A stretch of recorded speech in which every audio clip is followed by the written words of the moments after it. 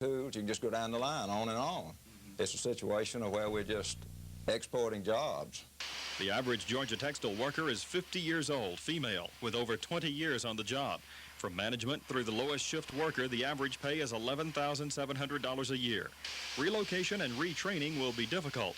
James Bronner has been going through this gate at the Manchester Milliken plant daily for 30 years. For him, getting a handle on foreign imports is not nearly so pressing as getting a handle on his next paycheck. Well, I felt bad. I know I got to do something, but I don't know what. Legislation has been introduced in Congress to control those textile imports, but it faces considerable opposition, including some from the White House. And we'll take a look at that tomorrow. John, you're right. The Southeast is basically the hardest hit area, but the textile industry is also big in the Northeast, and there are textile plants in 48 states, John.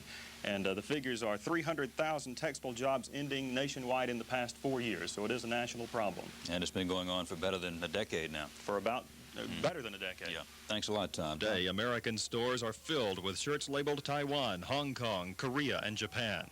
2/3 of the shirts sold in this country in 1984 were imports. Georgia's 9th District Congressman Ed Jenkins says at this rate, the U.S. will lose 25% of its textile industry within 5 years. I would love to be a free trader. I think all of us would like to be a free trader. But the facts are that there is no free trade in the world today.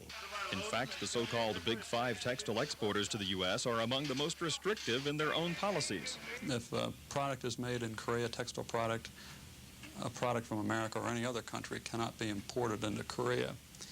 Taiwan, prohibitive tariffs. Textiles can't be sold in Taiwan. Those two nations, along with Hong Kong, China, and Japan, last year accounted for over half the textile imports into this country. Imports of textiles into this country grew 25% in 1983. They grew 32% in 1984 over 83. And yet we have multifiable agreements with all the importing countries limiting imports to a 2 to 6% growth. Well, somewhere the administration of these regulations is falling down. But industry leaders want more than just enforcement of current regulations. They want protection that has been afforded other industries. 4 years ago, the automobile dealers were going broke, Chrysler was going under, GM and Ford were having a hard time. And look at them today. They were helped out with a quota. Legislation introduced by Congressman Jenkins would do just that for the industry. His bill would roll back imports of major exporting nations to 95% of 1982 levels and would limit growth to 1% per year for the next 15 years. While the bill seems an answered prayer to those inside the industry, its chances for passage are not good. Powerful opposition is coming from retail merchants who say imports give them comparable quality at considerably lower prices, from the farm lobby, which opposes all import quotas, and even from President Reagan, who could do by executive order what Jenkins' bill seeks to do if only he wanted to. I think that they have made a decision in the White House that this particular industry is on its way out maybe over the next few years, and that they should not support any measures to protect the industry. I think that's a terrible mistake.